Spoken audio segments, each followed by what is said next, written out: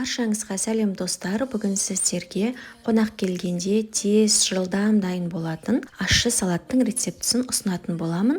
Менімен бірге видеоны соңына дейін көріңіз. Бізге қажет болады тауықтың төс еті. Суда пісіріп алсаңыздар болады, немесе майға қуырып алсаңыздар өте дәмді болып шығады. Тауықтың төс етін осылай видеода көрсетілгендей 4 бұрышты етіп кесіп аламыз. Одан кейін 1 штук болгар бұрышын ұзынша бөліктерге кесетін боламыз. Болгар бұрышын менде түрлі түстісін алдым. Егер сіздерде қызыл болгар бұрышы болса, салатыңыздың түсі ерекше әдемі көрінетін болады. Барлығын жіңішке ұзынша бөліктерге кесіп аламыз.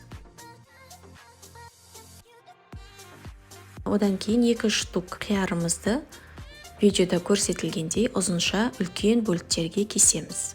Бұл салатта барлығын ірі үлкен етіп турасаңыздар, салатыңыздың түрі әдемі болып көрінеді. Қызанағымызды да ірі бөліктерге бөліп жатырмын. Құрметті достар, егер менің каналыма тіркелмеген болсаңыз, міндетті түрде менің каналыма тіркеліп кетуіңізді сұраймын. Қазақша каналдың дамуына өзіңіздің үлесіңізді қоса отырыңыз. Одан кейін үстіне 1 штук сәбізімізді теркадан өткіземіз.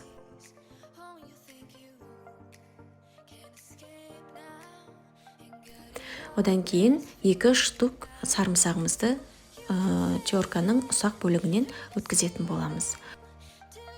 Аскөгімізді ұсақтап тураймыз. Кез келген аскөкті пайдалансаңыздар болады. Мен кинза мен укропты қостым.